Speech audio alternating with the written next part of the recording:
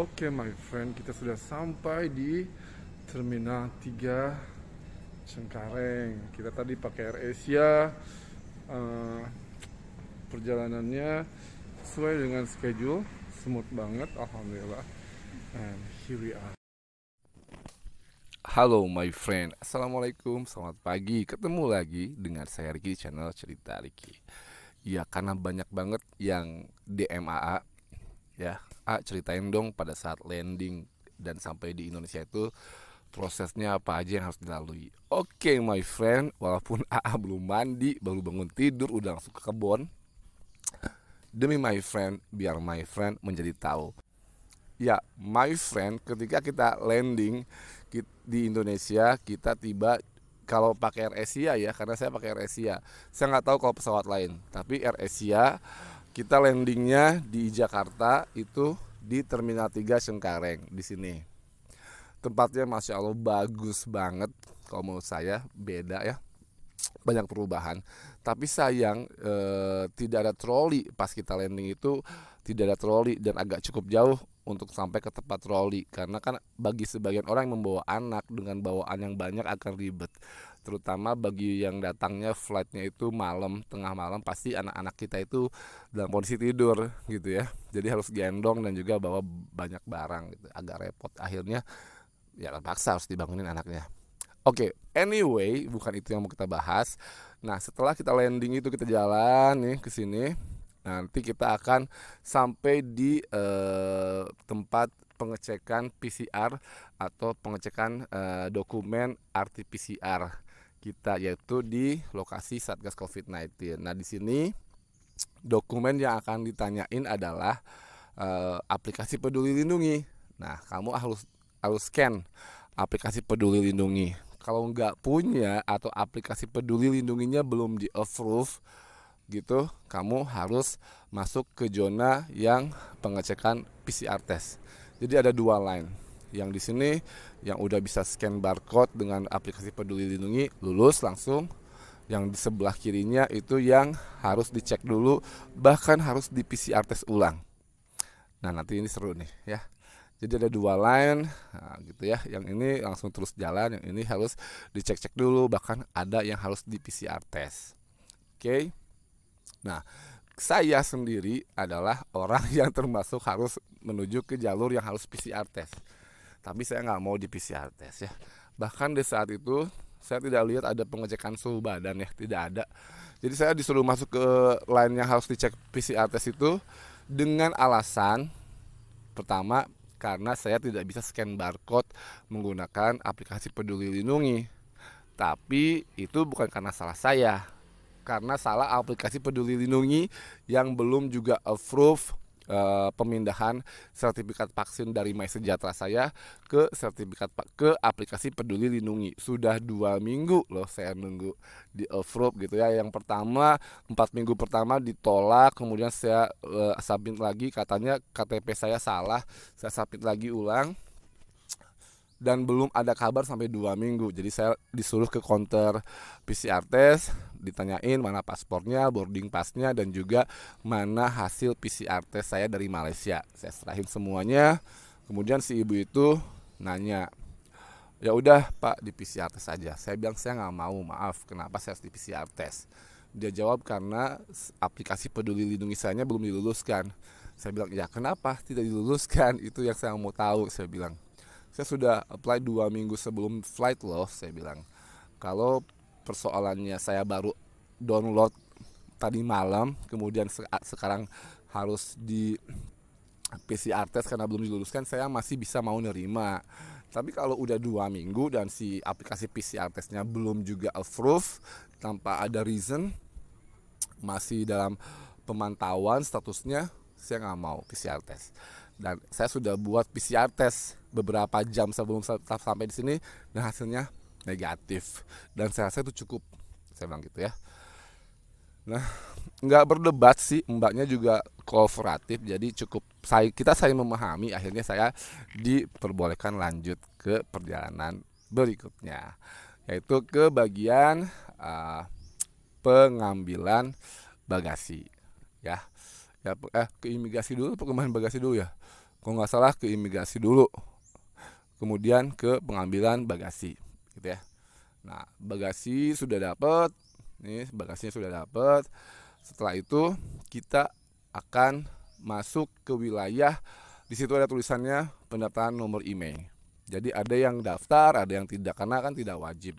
Hanya bagi mereka yang mau handphonenya terdaftar dan mau mendapatkan sinyal saat berada di Indonesia menggunakan SIM card Indonesia aja. Nah gitu. Ini nih, my friend, penting banget ya.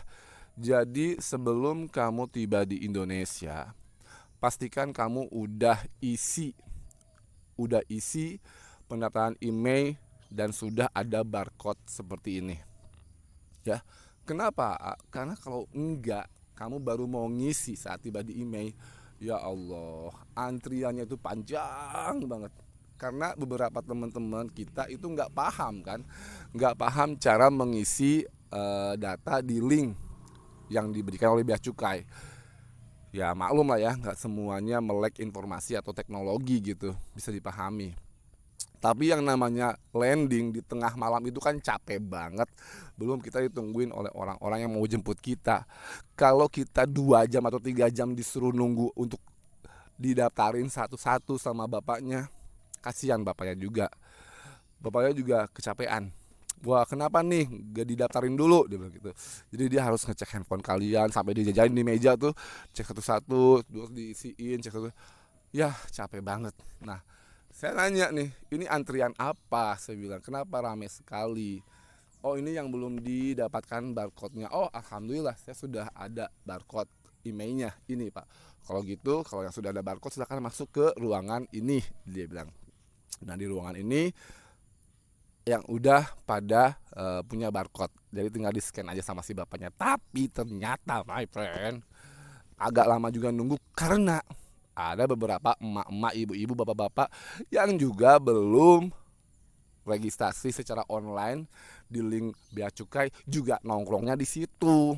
Terus teman-temannya yang nongkrong di situ saya ngebantuin diisiin. Ya of course saya juga komplain. Saya bilang, bapak-bapak, ibu-ibu, mohon maaf ya, ini kan tempat menunggu untuk orang-orang yang sudah ada barcode-nya. Jangan diisi di sini, kasihan kita-kita yang udah scan barcode juga dinungguin kalian gitu loh. Bukannya kita agak-agak gimana gitu, tapi it's not fair bagi kita-kita yang udah ready dari awal-awal harus nunggu yang belum siap. Akhirnya beberapa pengunjung yang lain pun setuju dengan pendapat saya. Iya Pak, this not fair. Sebaiknya yang belum silakan ke tempatnya, kan ada tempatnya gitu. Ada tempat yang memang disediakan untuk orang-orang yang belum gitu. Akhirnya alhamdulillah, karena anak saya pun nangis terus. Ya, jadi setelah saya bukan komplain ya, menyerukan pendapat saya dan diterima, akhirnya mereka pindah. Orang-orang yang belum daftar pindah ke tempat yang belum daftar lagi, jadinya sedikit dan alhamdulillah lancar gitu. Karena saya pakai handphonenya yang biasa aja, cuman ditanyain paspor of course, boarding pass ya, dan juga NPWP gitu. NPWP nggak sempat ditanyain karena mungkin handphone saya di bawah 7 juta, jadi nggak ditanyain NPWP, cuman di scan tik, si barcode-nya udah lulus dan dia cek handphone saya sudah terregistrasi atau belum gitu ya setelah di scan barcode itu. Dan ternyata sudah, alhamdulillah. Terus dia bilang mungkin akan aktif sinyalnya dalam waktu 1-2 jam kemudian, katanya begitu. Alhamdulillah lancar my friend, sampai itu terakhir tuh. Itu setelah itu kita akan lanjut ke bagian pemeriksaan bea cukai, yaitu pemeriksaan barang gitu. Di scan saat sekarang itu semua bawaan termasuk handbag juga harus masuk ke ruangan scan itu. Semua di scan gitu ya. Nah, kalian yang bawa barang-barang berharga ataupun melebihi ketentuan akan ketahuan gitu. Jadi di-declare. Karena oh ya, hampir lupa, ada satu surat nih yang biasa kita tulis ya, yang biasa kita isi, surat dari bea cukai itu yang biru putih, itu tetap masih ada dan diserahkan kepada bapak-bapak yang akan meng-scan barang bawaan kita dari luar negara itu, my friend. Nah gitu aja. Dan saya pun mengenai email yang tadi saya juga melihat ada beberapa PMI yang dari Jepang. Dia dikenakan biaya IMEI 1.500.000 karena handphonenya mungkin handphone Sultan gitu ya. Dan juga dia tidak punya NPWP, jadinya kena cas 20% dari harga handphone tersebut. Dan dia harus mengeluarkan uang 1.500.000. Bisa dibayar pakai kartu debit, ATM ataupun kredit card gitu ya. Gitu aja sih pengalaman saya selama sampai atau tiba di Cengkareng Terminal 3 Jakarta, Indonesia. Semoga sharing pengalaman ini menjadi satu cerita yang bisa membuat kamu lebih tahu nanti kalau kamu mau datang ke Indonesia. Nah, kira-kira seperti itu my friend regulasinya ya. Saya Ricky pamit, mau mandi, liatin kebun dulu. Assalamualaikum, bye.